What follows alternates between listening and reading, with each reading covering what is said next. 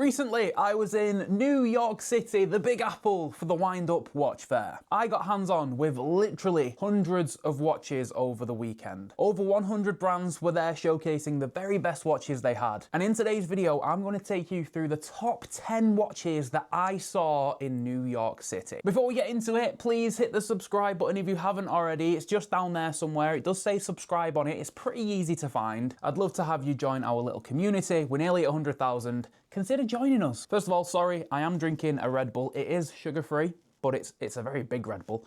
I'm recording quite a few videos today, so I need the caffeine. I know, I'm human, I need caffeine, I know, sorry. Also, quickly guys, I forgot to mention that I'm going to be at the Manchester Watch Show this coming 8th of November. It's very soon, I know it's very last minute, but if you haven't yet got a ticket and you want to come to the show, grab one. I'll leave a link in the description. There's going to be loads of brands there. I'm going to have my own table with Dan from Watch Me With Watches. We're going to be doing a little bit of a meet and greet. There's going to be loads of brands at the show. If you live local, you fancy making the trip to Manchester, grab yourself a ticket. I'll leave a link in the description. I don't make any money from the tickets, by the way. I just like to see you. Okay, so starting off, Thai brand Wise. I've reviewed quite a lot of Wise watches on the channel. I think they are fantastic for the money. At the show, they had their Adamascus AD8 chronograph. This thing was just incredible. The design was quite classical for a chronograph, don't get me wrong, you know, it wasn't super out there, but everything was so well executed. The bezel, the dial, the strap, everything looked great in totality. Now the colours weren't great, right? You know, the choice isn't that good. Blue, black, light grey, whites, blacks, you know, there's not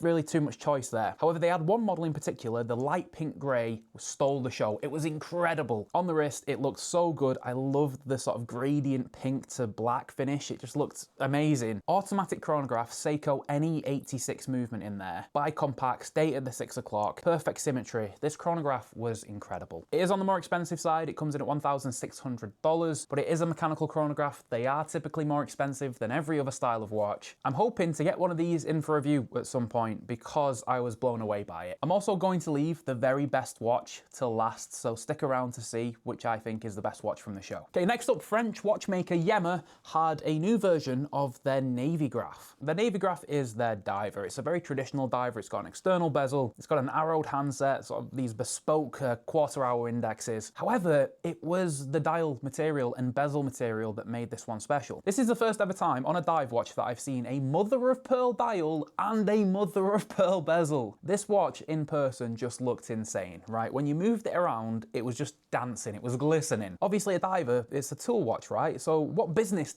does this mother-of-pearl have being on it? It was such a juxtaposition, such a weird combination, but in totality it worked. It looked great together. Again, this one is on the more expensive side. It comes in at over £2,000. However, this one does feature Yema's in-house micro rotor movement. It's a good looking movement, again, bespoke to Yema. These are made in France watches. Yema is a proper French watchmaker. It was a very impressive watch, even considering the price point. Also, can you drop the video a like, Crane? It helps with the algorithm. I appreciate it, thank you. Next up, American brand, Trasker. I know, this was my first time ever getting hands-on with the Trasker range, but they really did impress me. In particular, their new jump hour. So this watch isn't actually out yet. It's coming out next year. And this is bespoke to Trasker. They've developed their own jump hour module. So they'll be using a Miyota 9039 base, and then they've got their own custom module on top of that. What I really like about this one is the dial design. A lot of jump hours feel, you know, a bit weird. They're hard to read. This one, I think Trasker's done a really good job at making it look like a traditional timepiece, in that your minute hands at the top, your seconds below that, and then your hours at the bottom. It feels traditional, even though it's a very unconventional layout. This is a jump hour, a regulator at the same time, because everything is split up. It's just so unique. The layout of the dial, the quality of the watch in hands was fabulous. They did have a working prototype at the show that I got hands-on with. I got to try it on. It was incredible. Unconfirmed in terms of price on this, I believe it's going to come in about $1,200. So when you compare it to the Yema and you compare it to the Wise, you're getting a mechanical jump hour for less than those two watches. This thing was impressive. Hopefully I'll get one in for review. Next up, a super cheap watch at $200. $200! I finally got hands on with Zurich. These are another American-based watch brand. So this is a quartz piece, right? It's a Miyota quartz module inside. And at the bottom of the dial, you have a jump hour, a bit like the Trasker. And then the hand in the middle is your minute hand. However, that is also retrograde. What that means is when the hand hits 60 minutes on the dial, it jumps back to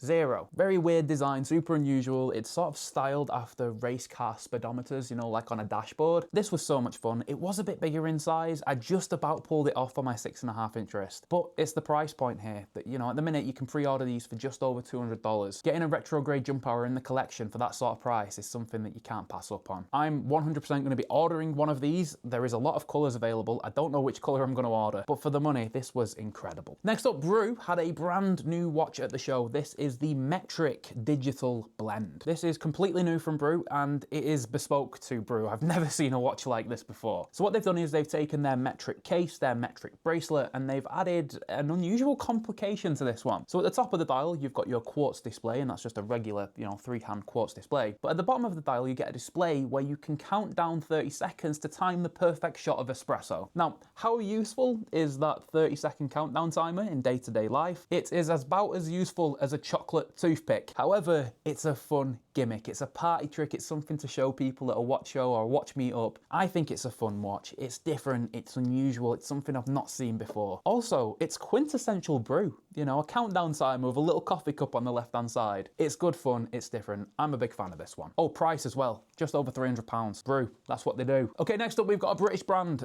Marlowe Watch Company.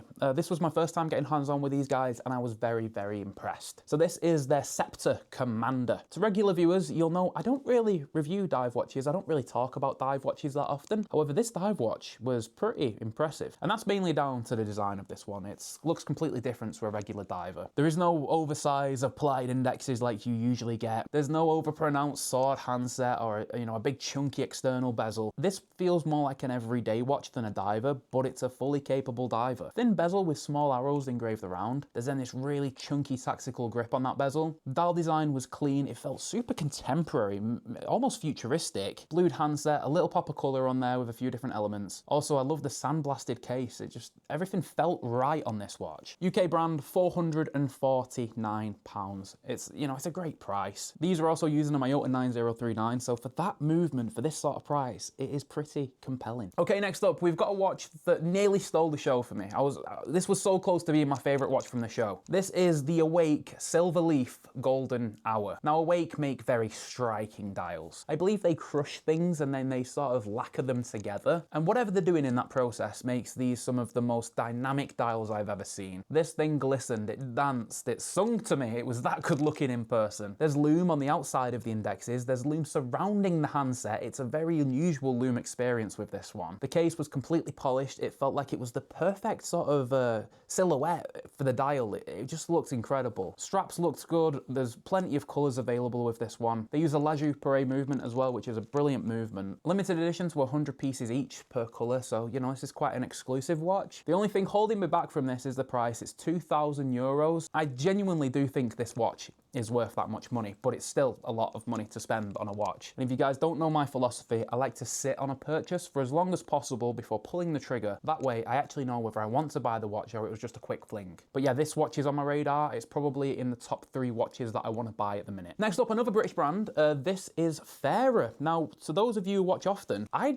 don't really like Fairer watches. I don't talk about them very often. However, this watch is special. So this is the Fairer Stratton. Now, this watch was actually under embargo at the show. I saw it in person, but I wasn't allowed to film it. However, it's just been announced the day I'm recording this, so I can actually show you guys now. So this is part of their Moonface collection. It features a cushion case. This one features a gold-plated case. These feature stone dials and a genuine Moonface complication. That stone dial combined with the Moonface complication, combined with the gold cushion case, everything here works together flawlessly. Fairer is a British brand, but their watches are Swiss made. They use Swiss movements. So this is on the more expensive side, as usual with Swiss made watches. It comes in at £1,825. I think that's probably one of the reasons why I haven't quite sort of gotten in with Fairer yet, because they are just, I feel like they're a little bit expensive for what you get. They're sort of asking Christopher Ward money for some of these watches, and Christopher Ward are a huge established brand who are clearly doing really impressive stuff mechanically. It was hard to come over to Fairer and justify the same sort of price price. However, with this one, I could absolutely see myself spending this sort of money on this watch because it is goddamn beautiful. Now, next up is unfortunately a watch that you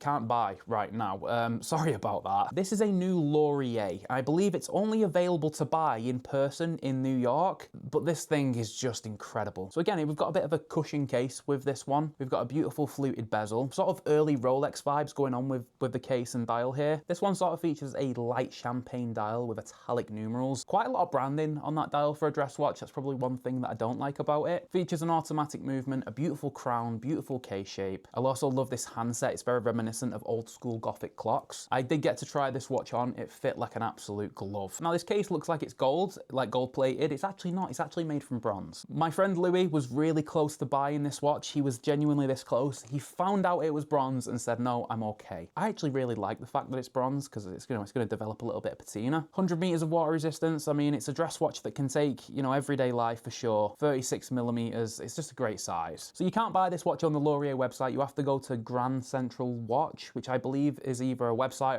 or a store. So if you are interested in this one, you'll have to get in touch with the relevant people. But my favorite watch from the entire show, here we go. This is my favorite watch. It is a watch from German brand Hanhart. On reflection, looking back, this is the watch that I want to buy the most from the show. I really want to buy a German watch for my collection, but I really struggle with the design of most German watches. I am a fan of Bauhaus, however, sometimes I feel they're a little too minimal. I'm also a fan of Fliegers, but then sometimes I just feel they're a little bit boring. This is just perfect. So this is the Hanhart Pioneer Silver, and this is the new pistachio dial. This was announced a couple of days after the show, and let me tell you, this is a bit of me. So the dial does feel Bauhaus, right? It's minimal, it's clean, it's classy. There is 6 applied indexes on the uneven hour numbers. Very basic stick handset. Case shape and silhouette is nothing out of the ordinary here, but I do love the fact that this watch comes on a mesh. I think it looks incredible on the mesh bracelet. But it's this dial color, pistachio green. I mean, I do like green dials anyway, but there's something about this pistachio that just looks,